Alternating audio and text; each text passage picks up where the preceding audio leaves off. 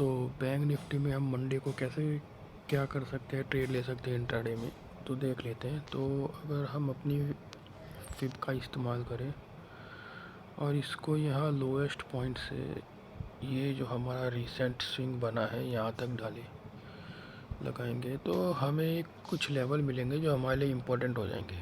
जहाँ पे हमारा फर्स्ट लेवल आएगा 55,300, सेकंड आएगा 54,960 और उसके बाद जो हमारा मोस्ट इम्पोर्टेंट लेवल रहेगा जो कि 50% रिट्रेसमेंट का है वो है 54,700।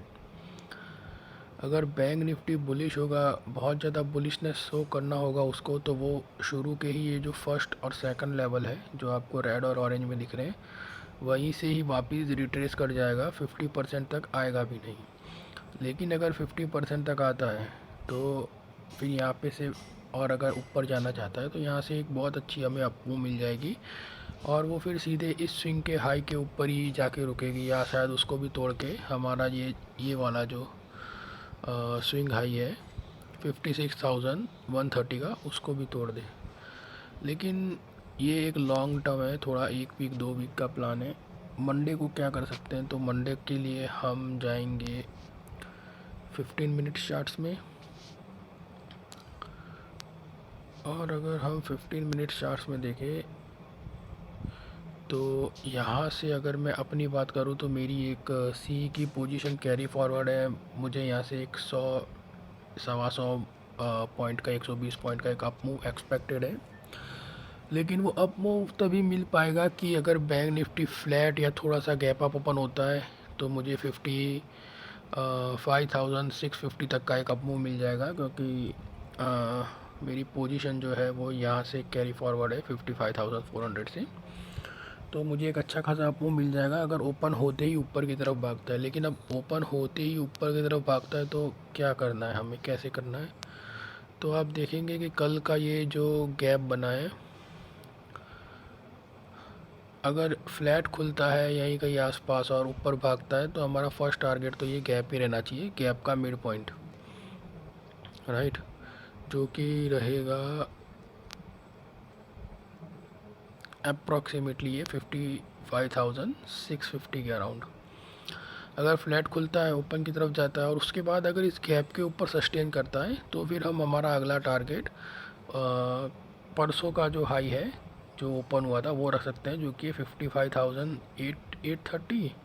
और फिर उसके ऊपर निकलता है तो हमारा जो लास्ट टारगेट रहेगा वो रहेगा 56,000।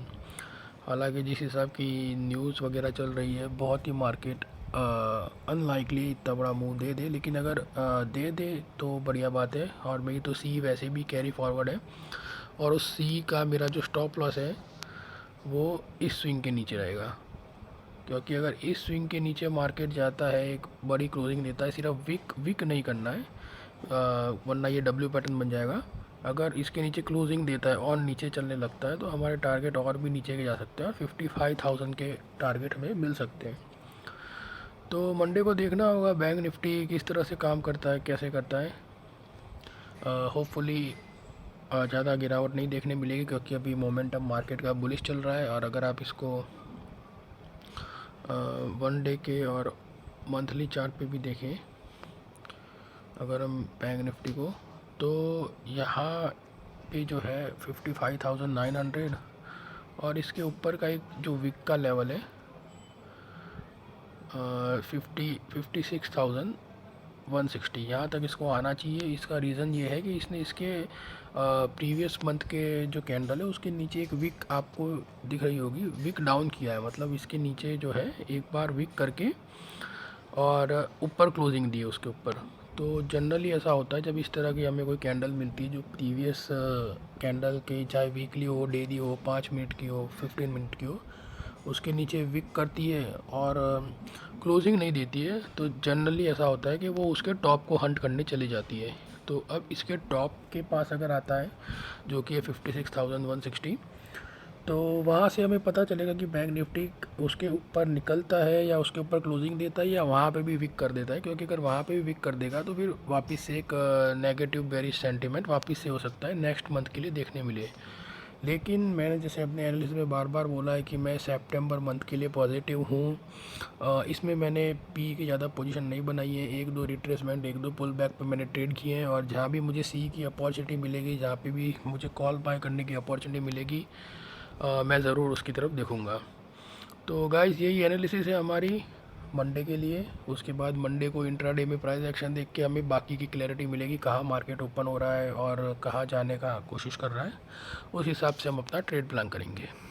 Thank you.